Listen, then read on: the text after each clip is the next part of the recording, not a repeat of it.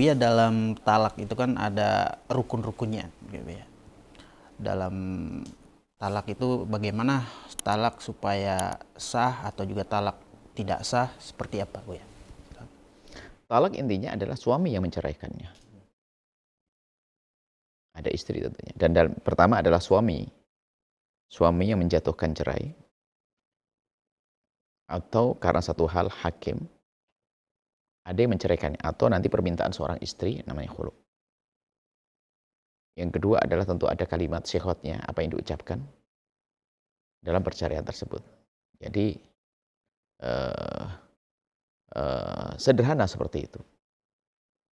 Jadi kemudian kalau bukan istrinya nggak ada cerai. Yang cerai ada istrinya. Istri yang dicerai. Dan tolak ada cerai bermacam-macam. Pertama mungkin dari segi ucapan ya. Dari suami yang mencerai. Harus suami yang dalam keadaan hadir akalnya. Bukan ngelindur. Bukan lagi gila. Kemudian hadir akalnya. Dan sudah balik. Kalau belum balik nggak bisa mencerai.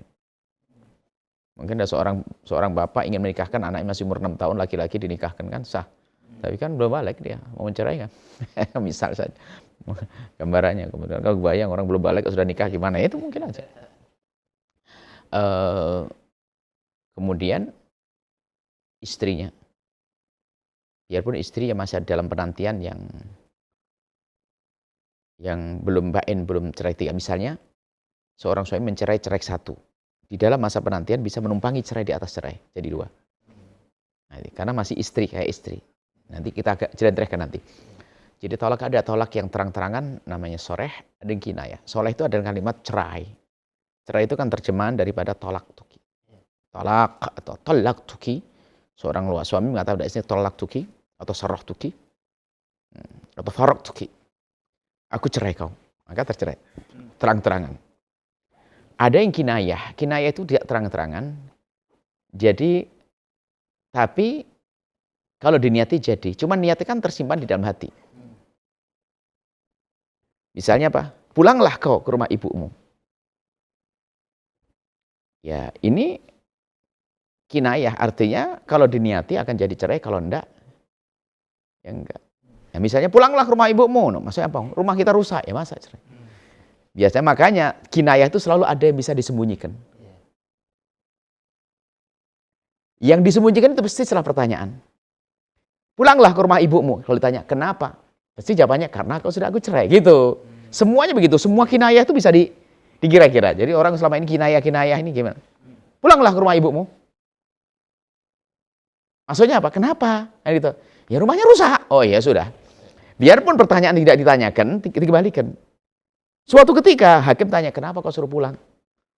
Yang bikin kesel lah. Oh ya enggak cerai dong. Ya, tapi karena sudah aku cerai itu, makanya untuk mengetahui bahasanya kinayah itu jadi tolak adalah tentu dikira-kira dengan sebuah pertanyaan. Kenapa kamu suruh pulang?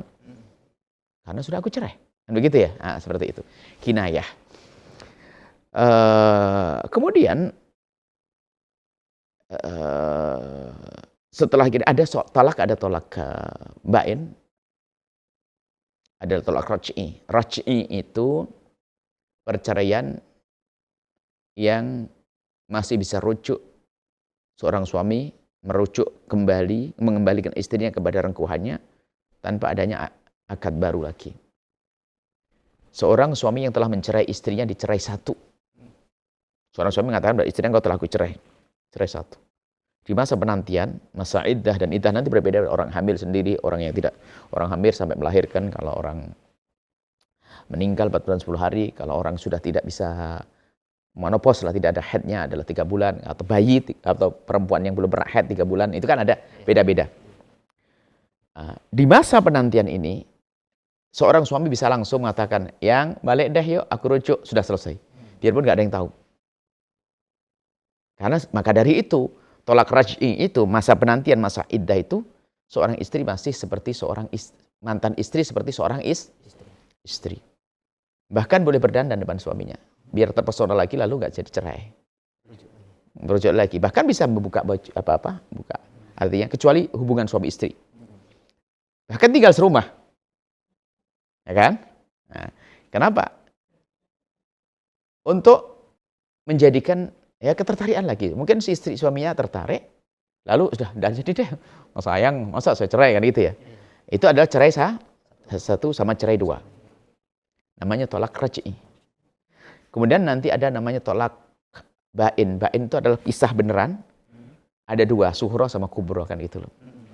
Yang sughra, bain sughra, terputus. Sughra itu bisa kembali lagi, cuman dengan akad baru lagi. Contohnya, cerai satu, tapi sudah selesai masa iddah. Belum rujuk, bubar. Tak tanya apa, aduh wahai mantan istriku, aku pengen balik lagi. Iya bang, aku pikirkan harus gue.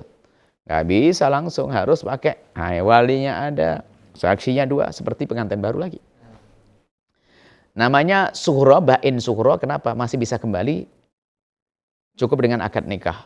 Tapi ada bain kubro, yaitu orang yang mencerai tiga. Seorang suami mencerai istrinya dengan cerai satu, rujuk lagi, dua, rujuk lagi, sampai tiga. Atau jumhur ulama mengatakan mencerai tiga langsung. Berarti kan cerai tiga. Setelah selesai masa iddahnya, maka ini adalah bain tapi kubro. Kenapa katakan kubro? Suami nggak boleh lagi kembali kepada sang istri, istri nggak boleh kembali kecuali istrinya agar menikah lagi dulu. Setelah menikah, hubungan suami istri dengan suami barunya, kok kemudian dicerai, selesai masa iddahnya boleh kembali. Kenapa harus begitu? Itu keadilan di dalam Islam. Kamu tuh keterlaluan sekali suami kok mencerai sampai 2 kali, 3 kali ini. Kan berarti sudah tidak belajar. Ketiga kalinya yaudah ngendak aja, tidak usah balik lagi. Biar istrimu dengan laki-laki lain. Barangkali di sana bahagia. Kau yang sengsara nanti. Izinkan, harus beri kesempatan istri untuk memilih mencari bahagia. Jadi menikahnya istri dengan suami baru itu memang untuk mencari kebahagiaan juga. Nah, kemudian kok tiba-tiba cerai, boleh kembali kepada suami yang pertama dengan akad baru lagi dan bilangan talaknya masih utuh 3, balik lagi 0, seperti itu. Ini adalah gambar tentang cerai.